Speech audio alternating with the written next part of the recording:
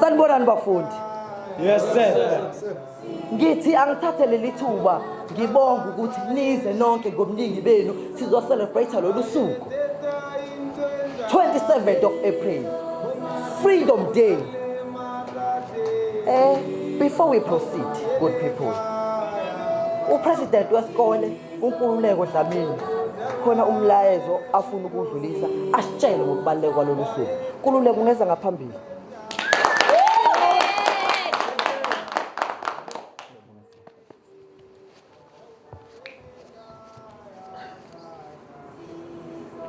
Greetings to you all. My name is Nkululeko Freedom Dlamini, and I'm here on behalf of all South African students regarding this day, today, the 27th of April. We are all gathered here as South African students to celebrate Freedom Day, or should I say, free education. On this day in 1994, the South Africans have broken the barriers that once divided us and celebrate living in a nation where we are all indeed free and have freedom to choose, participate, be heard, and be counted as citizens in this democracy. One brothers and one sisters fought very hard for free education. My grandfather once said to me, my late grandfather once said to me, may his soul rest in peace. What in Nkululeko msukulu wami? Ufunda mntana. Ngoba thina asitholanga lemfundo eniyitholayo namanje. Ayiqinisile. Ufunda msukulu wami. Ufunda mntana.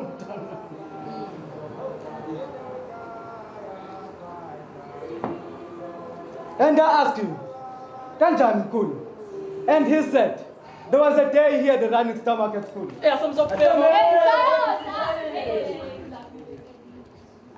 come guys, come! On this side, I will keep an eye on this side. Make sure these bloody coffers don't come near this area. Kodongola! Oh!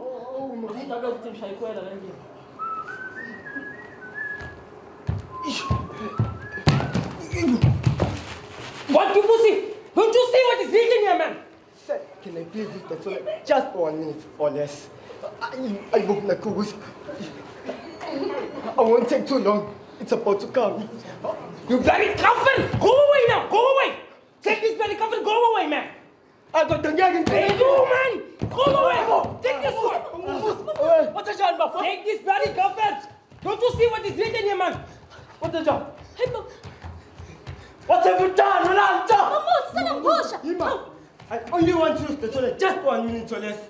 I sang in Pumalingen. Go now, it's for white people only. How? Based on that, why will you want this, friend? Why will you want this? So let the Bantam shop. Labam Yam. Yeah, what about shop? Yabam Yam. Based on that, why do you have to separate? On the same school, same land, same country.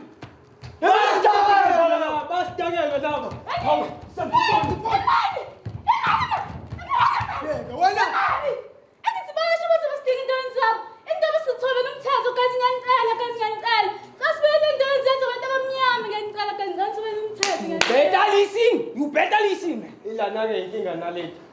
Jalo, this and that, my foot. Going back to our place for what? It's where we have inferior education opposed to what people who are getting to have superior education than us. You bloody monkeys! Who you calling monkeys? Yeah, Who monkeys now. That's it. What's in television in none? Die on the if you're carrying that is all. Guess what? Enja, I know. Catch a young second got to take walk. Ma. I'm going to cool. Okunginyanyisa kakhulu. Uhlangula umkhulu wami. I don't know what you're talking about, man. I don't know what he's talking about. Katika kuphelanga lapho. Ungenele mina nosisi wami ngemvuba. Ngeke. Kodwa basithathani ngani lapho? Azakubona. What you gonna do? Iqhamu. Akliwe Zulu. Akliwe.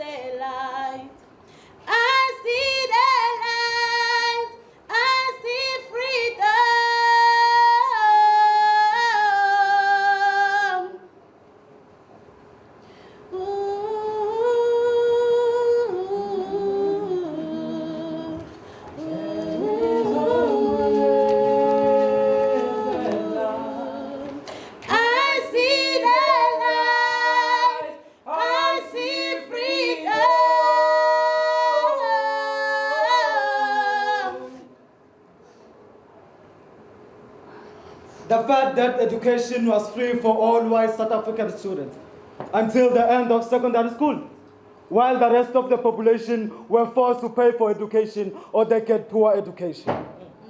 The Bantu Education Act helped keep black South Africans in their perceived place. Some of those white South African students were provided with a superior education. And it helped those South African students to obtain skilled and professional jobs. But since we, as black students, can also obtain skilled and professional jobs, but the question is how? How? While our brothers and sisters fought very hard for free education. But us, as the new generation who have free education, we do not value that. I remember it was Friday afternoon, going up and down as the president of the school. And guess what? I saw some of the students gallivanting. I saw some of the students not attending class.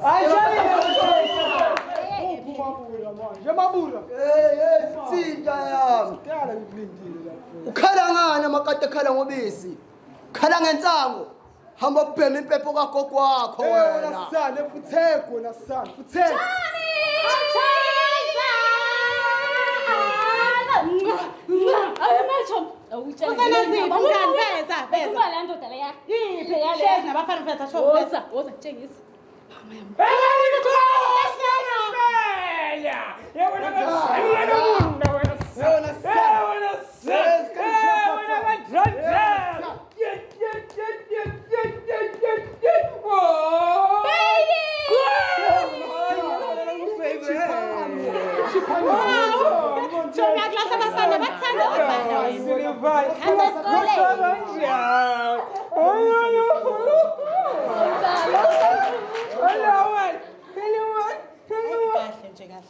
Oh, bueno, soy chala,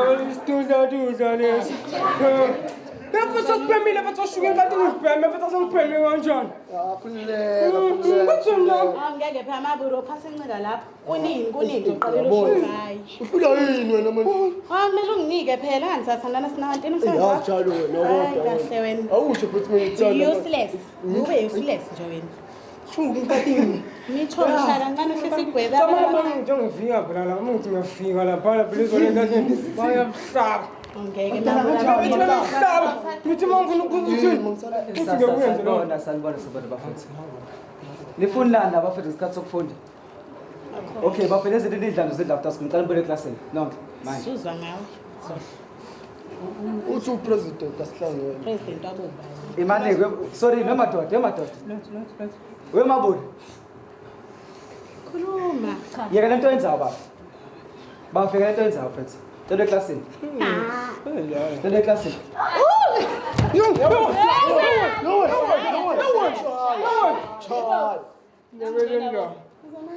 Walala, Mr. President,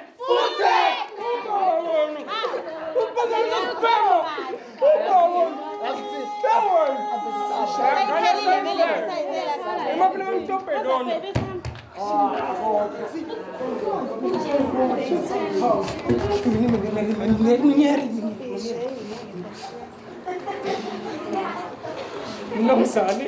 Nangihlasela amehlo athi ngibona isikhoki. Yebo sesifundile imeli yakho ngiyipasile bozama wena. Yebo senda mnike njani? Wena mbandi yini lo iphethe lapha? Idrink lesese. Idrink mbandi. Idrink. Wewe sakhuluma. Indawo hle kuhamba nalabafana bani. Esikhotheni lapha. Abafana insaba abafana beklasini. Futhi mangitshela uChomzana ngimphethe. Yebo sena. Yebo ngibona ngisela. Hayi hambani emakeni sikhali nithi. Wena mbali cela ukukhuluma nawe eceleni. Ngithe bani? Baby. Yini?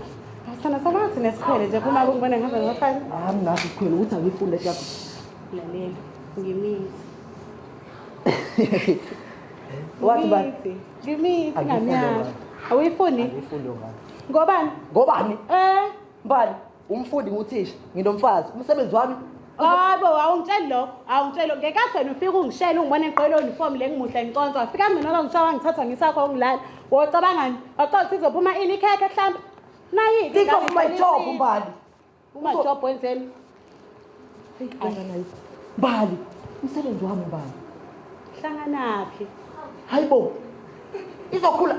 Nanku uphukuphuku yakhula. Uphukuphuku. Andingani uzoyondla futhi ngekani. Angiceli ke manje uzoyondla kanini. Isileko sentombazane. Okay fine. Fine mbali. Igcine ingane. Kodwa sacela ungithembise itenge. Sacela ukuthi ingane kaSibu. Hey! Hayi kokazona ngenze kusho mina ingane yasibu. Usibu iphara lo ezincika lapha sele sifuna nokungiphasela ngenze kusho ingane yasibu ingane yakho. Listen mbali. Ngiyakwazi lokho. Ingane nje ngichecka late njalo mangibuye emsebenzini. Please ngenzela mina sana ngiyacela. Hayi okay ke Ngicela sana. Hayibo, mabo. Nithini mina? Singanani mabo? Ingane inzobe yami. Uzobe. Wazongigane yami. Wazongigane yami. Wazongigane. Wasuthi umoya. Hayibo.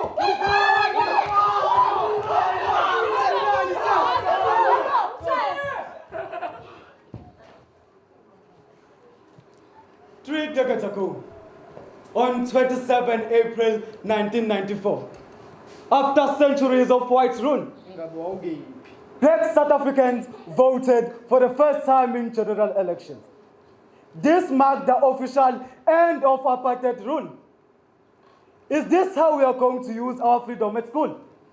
Do you think what we are doing in school now is right? No. Let us all use our freedom wisely, since we are the future of this country. Yes. Let us be free, but let's not be dumb. Let us be free, but let's not be dumb. My name is Nkululeko Freedom Dlamini.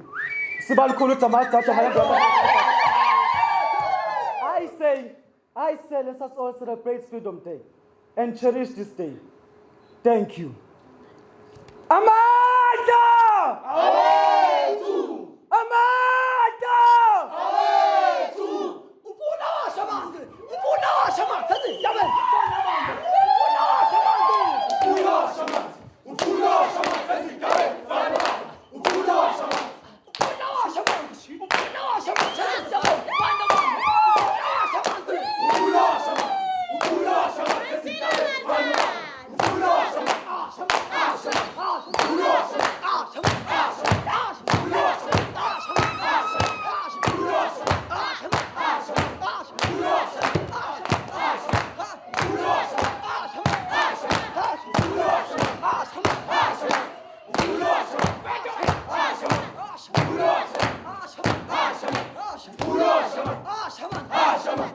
Uyosha man.